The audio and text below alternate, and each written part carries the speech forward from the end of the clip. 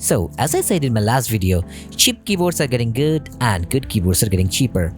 This couldn't be further from the truth with the board I'm going to talk about in the 4th episode of Best Pre-Built Mechanical Keyboard under $60 series.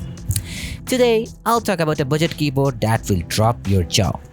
So buckle up your seats, it's budget keep time. This is Xinmeng X87, a TKL that comes with gasket mounting, 5-pin Hotswap PCB, not facing RGB LED, polycarbonate plate, double-shot PVT keycaps, various switches options, and enough dampening materials to make it sound good. Oh, did I tell you about the price? This one cost around BDT 4,000 or around $40. The first time I heard the price, I was like, what? It also has a non-Hotswap variant with fixed RGB for BDT 3300, which is around $30. I'm sure the ones who love Thocky keyboards are salivating right at this moment. All the jokes apart, this keyboard on paper is the king of budget talk. Today, we will find out whether this board will be the best budget mechanical keyboard of all time and the cheapest keyboard that can achieve talk. It's a pretty hyped keyboard and time to see whether it's really worth the hype. Thanks to Easy Gadgets for sending up the board to try out. Check the link in the description to get good keyboard and mouse from them. Okay, let's start with the looks and the build. The board is made of ABS plastic. There are thin accents on the side. The bottom half is colored white. The input is via Type-C and it placed a bit left. On the side of the Type-C input, you will find your switch button between Mac and Windows layout. At the bottom, you will find the adjustable feet for the variable typing angles. This keyboard comes in various colorways and they are lovely. The combination of the top color and the bottom white gives the keyboard a stunning look. The color-matched keycaps further complement the beautiful look of this keyboard. These are OEM profile double-shot PVT non-shine-through keycaps. They are not thick like those high-end PVT keycaps but are decent with textures. They are pretty nice to type on. The PCB is fully hot swappable with all switches and comes with TTC hot swap sockets, allowing for all MX style switches usable.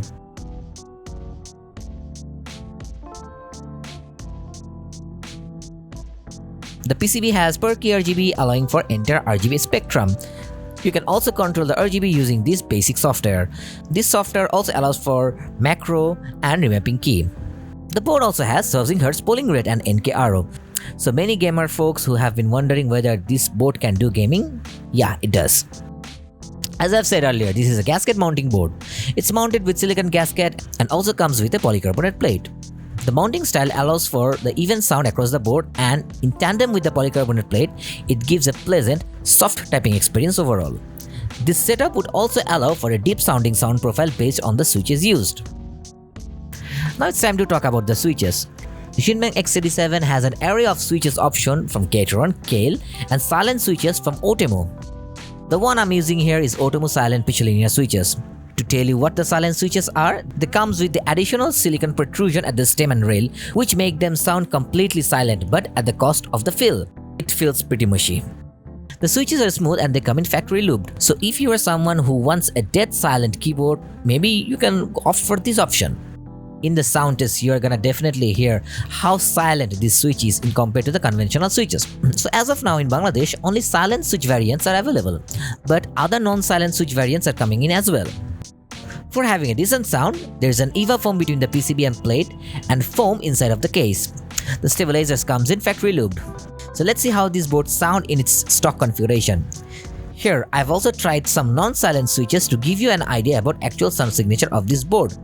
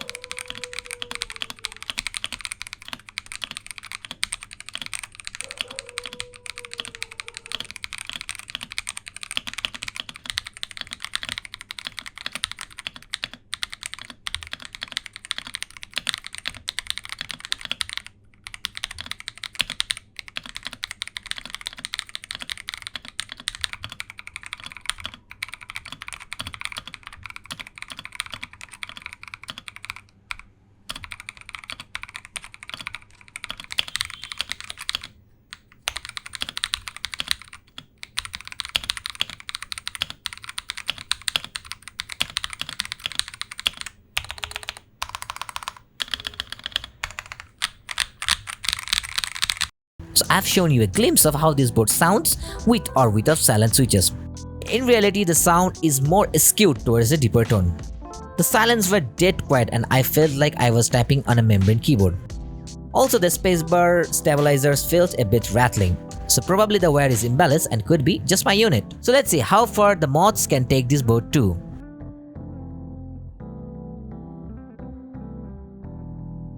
So the advantage of such silicon gasket mounted boards is that you don't need to open any screws. Just insert a prier between the top frame and the bottom frame and then slowly pry it open. So inside of the case you will find there is already foam there, which is quite thick enough.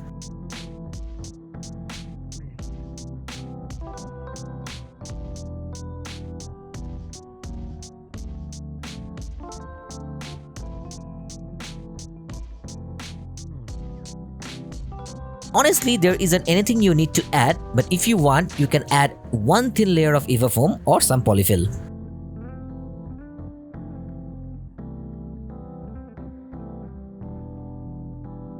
Next, I did the template tape mod as usual.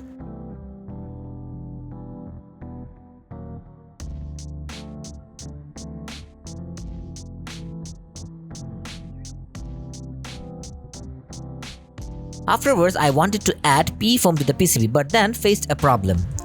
For some reason, after installing the PE foam, it was very difficult to reassemble the board. And the switches weren't working properly as the switch pins weren't properly entering into the hot swap sockets.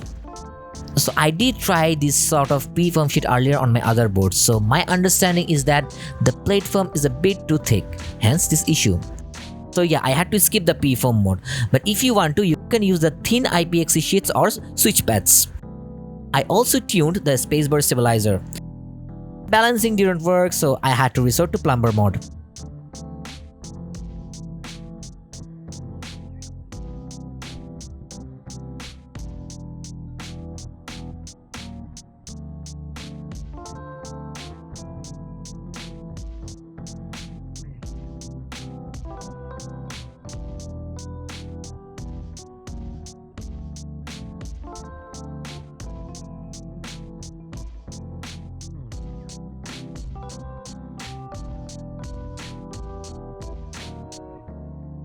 So after doing all this mod, I tried the board with various deep sounding switches to discover the keyboard's true potential. So there you go. You be the judge of how this board sounds.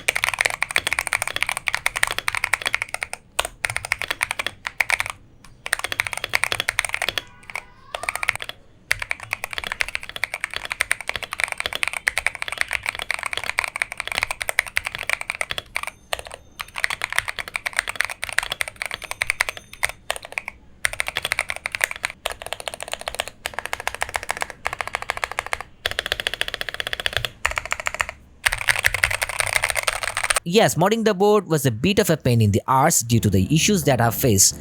But overall, a bit of a tuning can do wonders. And if you don't want to take the pain, just use it at stock and this should be fine. So now coming into the conclusion, what are my thoughts on this keyboard? It's simple. Just get it. Look at the checklist of all the features it crams in for the price. The Xinmeng X87 has held up nicely in my extensive usage. My only gripe with this board so far is that the silent switches. Yes, that could qualify the board for a good quiet keyboard, but that's just the tip of the iceberg on how good and highly potential this board is. By the time of making this video, variants with non-silent switches are already on the way, and I would suggest that just get those variants. Also, it has a wireless variant and it might come into the country soon, so I mean, if you're looking for a good sounding wireless TKL, this should be the one to look forward to as well. And I would say just avoid the non-Hotswap variant board. At that price, you can get the Z-Friend ZS68, which is a full Hotswap board with decent switches, full RGB, and has a knob. Now, if I compare this keyboard with the other boards priced similarly, I would say that this is the best of the bunch. I mean, it's going to be difficult for the other boards to top it off. Only if you can't get this in stock at your place, just consider the other alternatives I've said. This keyboard is an absolute no-brainer.